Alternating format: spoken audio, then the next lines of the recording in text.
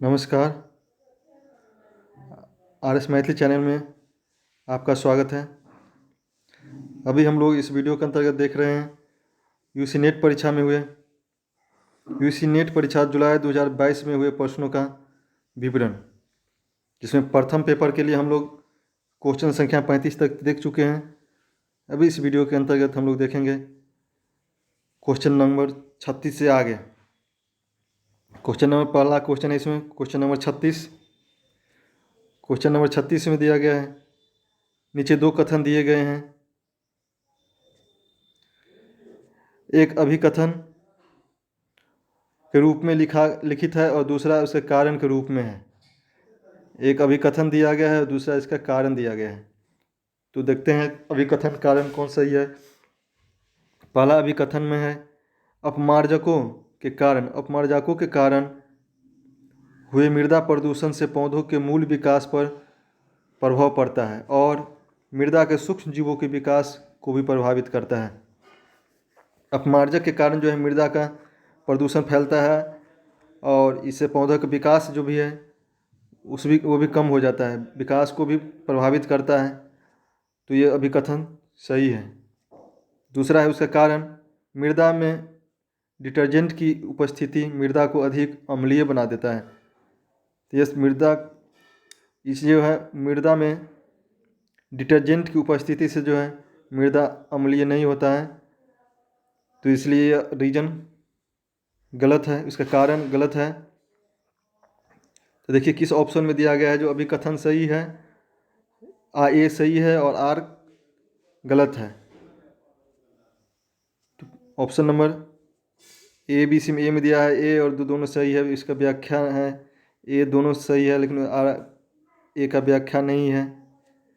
फिर तीसरा हमें ए सही है लेकिन आर सही नहीं है, सही है option number C. Question number 36 का आंसर हो जाएगा ऑप्शन नंबर सी। ए सही है, आर सही नहीं है। अगला क्वेश्चन है क्वेश्चन नंबर 37। क्वेश्चन नंबर 37 भी सतत जैव प्रदूषकों के उदाहरण है, ये भी पर्यावरण से है। सतत जैव प्रदूषकों के उदाहरण है, यहाँ 5 वो उदाहरण दिया गया है। पूछ रहा है जो वह इसमें से कौन कौन जो है सतत जैव प्रदूषक के उदाहरण है। तो ए नंबर में दिया है डायोक्सिन।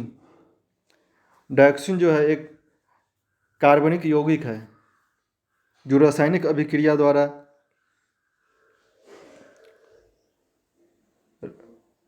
जिसका जो है रासायनिक अभिक्रिया द्वारा इसका स्वरूप प्राप्त होता है। डायोक्सिन जो है रासायनिक अभिक्रिया द्वारा प्राप्त होता है। यह एक जैविक प्रदूषक है, जैविक पर्यावरण प्रदूषण हो जाएगा, तो ये डायोक्सिन सही है। दूसरा है पैन, PAN। पैन एक प्राथमिक प्रदूषक है। पैन प्राथमिक प्रदूषक है जो सीधे एक प्रक्रिया से उत्सर्जित होता है, जैसे ज्वालामुखी के जलने के बाद उसका राख, किसी गाड़ी से मोटर कार से निकलने वाला धुआं, ये हो गया प्राथमिक प्रदूषक। तो यह जो है बी नंबर जैव प्रदूषक नहीं है। तीसरा है सी में है VOC, बोक। बोक एक कलर में मिलाने जाए वाला रसायन है। किसी पेंट में जो हम लोग रसायन मिलाते हैं उसको बोक बोला जाता है, तो यह भी जो है एक जैविक प्रदूषक नहीं है। फ्यूरांस, ऑप्शन नंबर डी में दिया गया है फ्यूरांस। फ्यूरांस में ईथर की तरह गंध होता है। फ्यूरांस जो है एक जैविक पर्यावरण प्रदूषण है, तो ऑप्शन नंबर डी भी सही है, ए डी। तीसरा है PCB। PCB जो है यह एक जैविक प्रदूषक है। ट्रांसफार्मर, कैपेसिटर, जल के वाष्पित होने से जो प्रदूषक फैलता है वो PVC प्रदूषक के अंतर्गत आता है। ज्ञात होना चाहिए कि 1929 ईस्वी में लगभग 2 मिलियन टन PVC प्रदूषक का उत्पादन हो गया था, जिसका अभी भी पर्यावरण में लगभग 10% प्रभाव बना हुआ है। तो ऑप्शन नंबर ए, डी और ई किस में है? तो ए, डी और ई ऑप्शन नंबर पहला ही में है। तो क्वेश्चन नंबर 37 का आंसर हो जाएगा ए, जिसमें ए, डी और ई तीनों सही है। डायोक्सिन, फ्यूरॉन्स और पीसीबी पर्यावरण सतत जैव प्रदूषक है। आगे क्वेश्चन नंबर 38। क्वेश्चन नंबर 38 भी देखिए, इसमें दिया गया है क्योटो प्रोटोकॉल की प्रथम प्रतिबद्धता अवधि में कितने ग्रीन हाउस गैसों के उत्सर्जन को कम करने के लिए आवृत किया गया था। क्योटो प्रोटोकॉल है जो 1997 में इसकी स्वीकार किया गया था। इसकी पहली प्रतिबद्धता 2008 से 2012 तक था, जिसमें ग्रीन हाउस गैस के उत्सर्जन को 6 तक कम करने की नियम बना गया था, अवतरित किया गया था। इसके बाद दूसरा उसकी प्रतिबद्धता जो है 2013 से 20 तक निर्धारित किया गया था। 2013 से 2020 तक क्योटो प्रोटोकॉल की दूसरी प्रतिबद्धता था 2020 से 2020 तक। प्रथम था 2008 से 2012 तक, जिसमें ग्रीन हाउस गैस के उत्सर्जन को 6% तक कम करने का समझौता हुआ था। आगे है क्वेश्चन नंबर 39।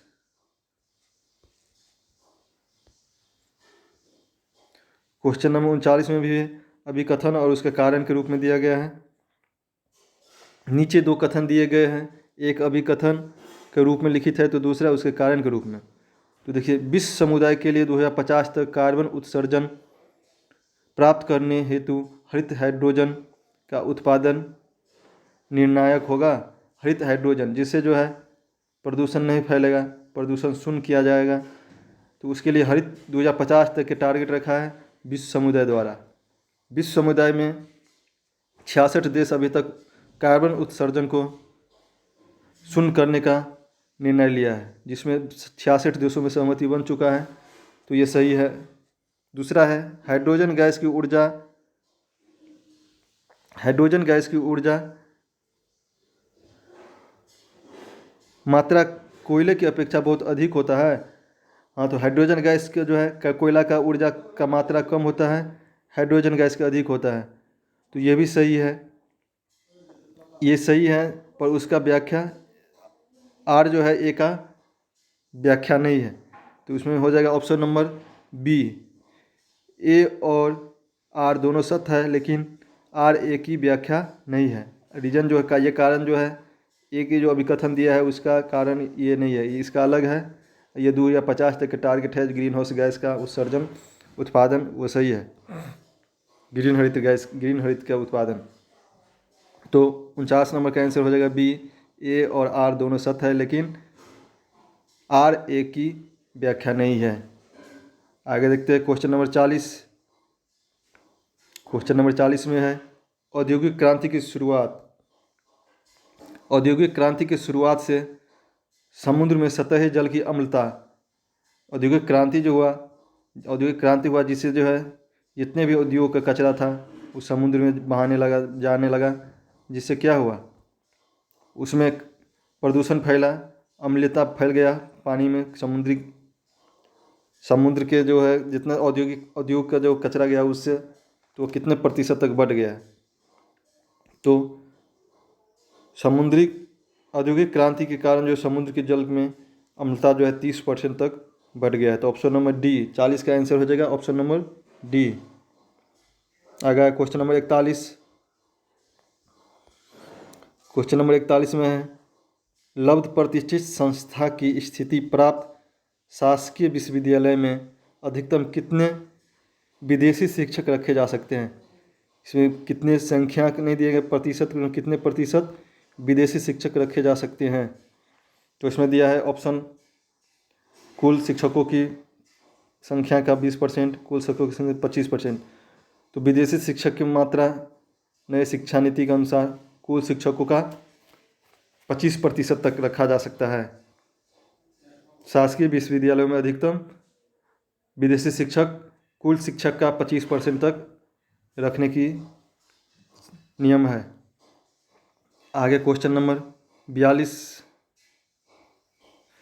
क्वेश्चन नंबर 42 में है किसी छात्र द्वारा अर्जित अकादमिक क्रेडिट बैंक में जमा क्रेडिट प्राप्त करने की तिथि के अधिकतम पश्चात अधिकतम कब तक के लिए वैध होंगे? तो ये अकादमिक credit bank ABC academic bank of credit एक UGC द्वारा हाल ही में एक प्लान लाया गया है।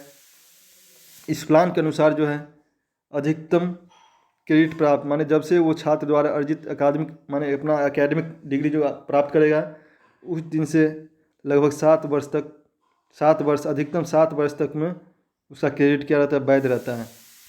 एक नया प्लान लाया UGC द्वारा ABC academic bank of credit, जो हायर एजुकेशन में सुधार के लिए लाया गया है। और यह जो है प्लान शैक्षणिक सत्र 2021-22 से लागू किया गया है। इस प्लान का मेंटेन ABC प्लान का मेंटेन जो है ABC प्लान का मेंटेन किया जाएगा ministry of electronics and information technology द्वारा। इलेक्ट्रॉनिक्स एंड इंफॉर्मेशन टेक्नोलॉजी द्वारा इस प्लान को मेंटेन किया जाएगा। यह प्लान UGC द्वारा लाया गया है और शैक्षणिक सत्र 2021-22 से ये लागू किया गया है। इसमें अधिकतम 7 वर्ष के लिए यह ऋण क्रेडिट जो है अकादमिक क्रेडिट जो उसका वैध रहेगा। इसके बाद है क्वेश्चन नंबर 43। क्वेश्चन नंबर 43 में देखते हैं विश्वविद्यालय के सांविधिक निकायों को चिन्हित कीजिए। विश्वविद्यालय के सांविधिक निकाय कौन कौन है? सांविधिक से अर्थ होता है संविधानों के निकाय, ऐसा निकाय जिसकी स्थापना अधिनियम द्वारा पारित किया जाता है और यह संसद एवं विधानमंडल द्वारा पारित होता है। कोई भी ऐसा निकाय जिसकी स्थापना संसद एवं विधानमंडल द्वारा अधिनियम द्वारा पारित किया जाएगा तो वो हो जाएगा सांविधानिक निकाय, सांविधिक निकाय। तो पहला ऑप्शन है D। ए में जो हो गया अध्ययन मंडल जो है सांविधिक निकाय नहीं है, जिसको जो है अधिनियम द्वारा नहीं स्थापित किया जाता है। दूसरा शैक्षिक परिषद, यह एक परिषद बनाया जाता है शैक्षणिक के लिए, तो यह क्या संवैधानिक निकाय है। दूसरा हो गया कार्य परिषद, यही जो है सांविधिक निकाय है। वित्त समिति, इसका भी समिति गठित किया जाता है, वो सांविधिक निकाय है। विश्वविद्यालय कोर्ट, ये भी एक सांविधिक निकाय है। तो इस तरह इसका ऑप्शन हो जाएगा BCDE। देखिए किस ऑप्शन में BCDE दिया गया है, तो BCDE ऑप्शन नंबर D 43 का आंसर हो जाएगा। ऑप्शन नंबर D जो हो जाएगा इसका सही आंसर, जिसमें कार्यकारी परिषद, वित्त समिति, विश्वविद्यालय कोर्ट और एक था शैक्षिक परिषद, ये सब जो है एक संवैधानिक निकाय है। आगे क्वेश्चन नंबर 44 आ गया।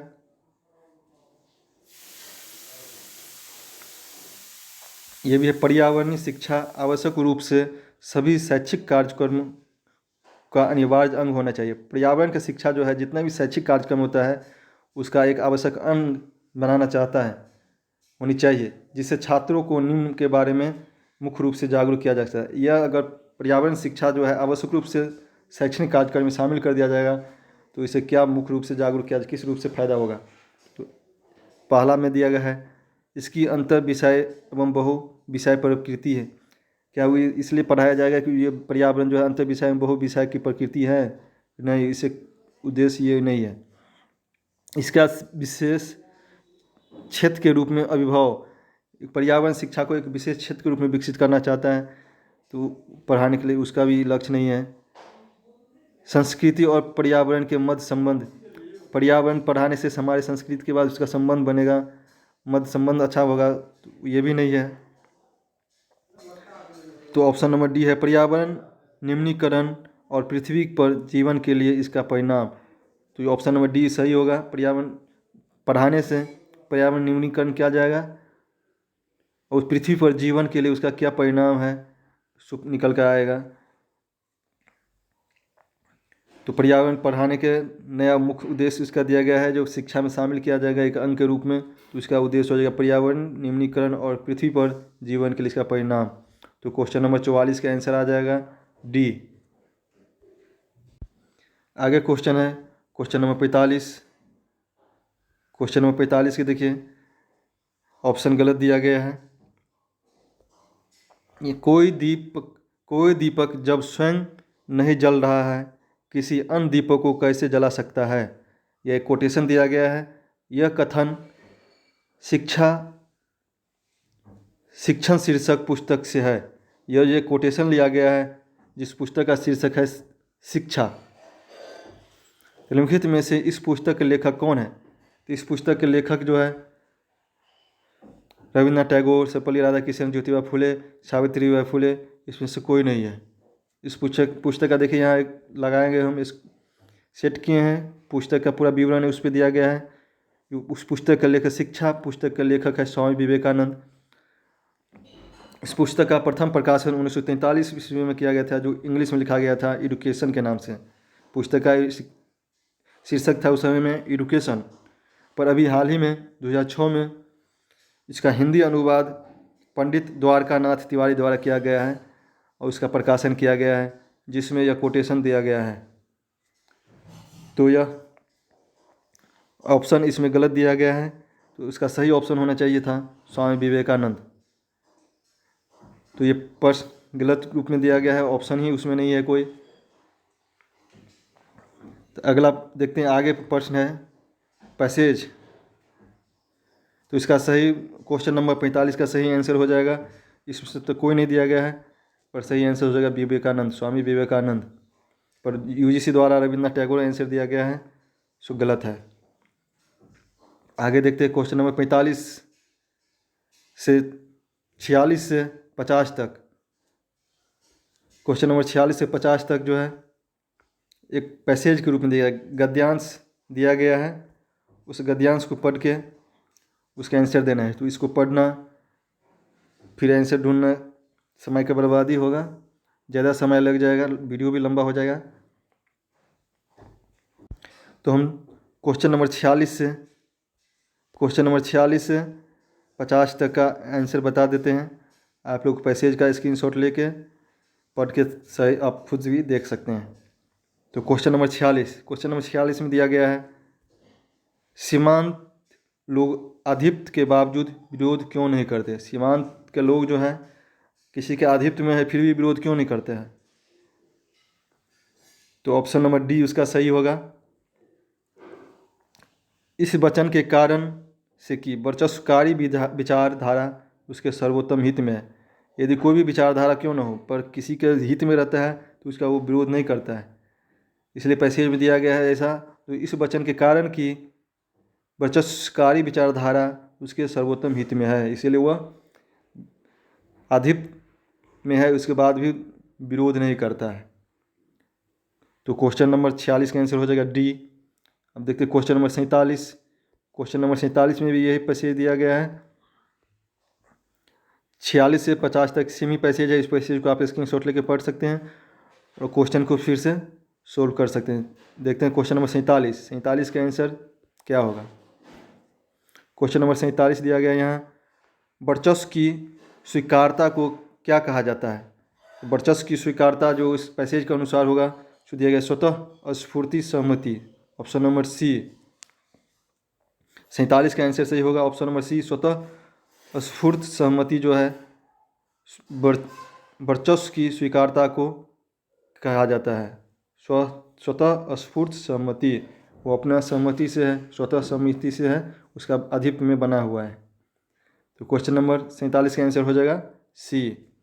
क्वेश्चन नंबर 48 देखते हैं। क्वेश्चन नंबर 48 का दिया गया है यहाँ, वर्चस्वकारी विचारधारा किस कारण से बनी रहती है। वर्चस्वकारी विचारधारा जो है किस कारण से कहीं भी बना रहता है। तो दिया है लचीला विनियोग। पैसेज पढ़िएगा, उसमें दिया गया है बीच में, जो लचीला विनियोग के कारण जो है यह वर्चस्वकारी विचारधारा बना हुआ है। लचीला विनियोग, उसमें विनियोग किया जाता है, उसके समाज में विनियोग का लिए नियम कानून लचीला है, तो इसका ऐसा भी आधिपत्य वाला विचारधारा है, फिर भी उसको लोग विरोध नहीं करता है, बना हुआ है। तो ऑप्शन नंबर 48 का आंसर हो जाएगा बी, लचीला विनियोग। क्वेश्चन नंबर 49 देखते हैं। क्वेश्चन नंबर 49 में दिया गया है, वर्चस्वकारी सांस्कृतिक संस्थाओं में क्या शक्ति होती है। कोई वर्चस्वकारी सांस्कृतिक संस्था, उसमें क्या शक्ति होती है। तो उसका आंसर हो जाएगा चुनौतियों को आत्मसात करना, सामाजिक समूह को के साथ संबंध को बनाए रखना, विरोध को नष्ट करना, पूर्ववर्ती मानकों को पुनः स्थापित करना। तो उसमें सही आंसर हो जाएगा ऑप्शन नंबर ए और डी। तो देखिए ऑप्शन नंबर 49 का डी सही है, जिसमें ए और डी दिए गए हैं, जो चुनौतियों को आत्मसात करना और पूर्ववर्ती मानकों को पुनः स्थापित करना वर्चस्वकारी संस्कृति संस्थाओं की शक्ति होती है। आगे है क्वेश्चन नंबर 50 और फर्स्ट पेपर के लिए अंतिम प्रश्न है क्वेश्चन नंबर 50, जिसमें दिया गया है उपरोक्त गद्यांश, ये गद्यांश दिया गया है, पैसे दिया गया है, उससे क्या स्पष्ट करता है। यह गद्यांश जो है क्या स्पष्ट करता है, माने एक तरह से जो गद्यांश का किस तरह का एक शीर्षक दिया जाए तो सबसे अच्छा शीर्षक क्या माना जाएगा। तो पैसेज के पढ़ने से पता चलेगा, पढ़िएगा। ए में दिया गया है सीमांतीकृत का मुख्य धारा में बलात् आत्मसात करना, सीमांतीकृत बी में सीमांतीकृत की विचारधारा की स्थापना, सी में स्वतः स्फूर्त सहमति के दोष, चुनौतियों के विरुद्ध वर्चस्वकारी विचारधारा को बने रहना। तो ऑप्शन नंबर डी है सही। क्वेश्चन नंबर 50 के आंसर हो जाएगा क्वेश्चन ऑप्शन नंबर डी, चुनौतियों के विरुद्ध। चुनौती है वर्चस्वकारी विचारधारा में, फिर भी वो क्या है, बना हुआ है वर्चस्वकारी विचारधारा। इसका अगर सही टाइटल दिया जाएगा इस गद्यांश को तो हो जाएगा चुनौतियों के विरुद्ध वर्चस्वकारी विचारधारा को बना रहना। तो ऑप्शन नंबर 50 का आंसर हो जाएगा क्वेश्चन नंबर 50 का ऑप्शन डी सही हो जाएगा। तो इस तरह अभी हम लोग देखें हैं क्वेश्चन नंबर 35 से लेकर के क्वेश्चन नंबर 50 तक। तो आज फर्स्ट पेपर का व्याख्या ख़त्म हुआ। इससे आगे के वीडियो में हम लोग देखेंगे क्वेश्चन नंबर 51 से लेके आगे तक, जिसमें मैथिली विषय से दिया गया है। क्वेश्चन नंबर 51 से क्वेश्चन नंबर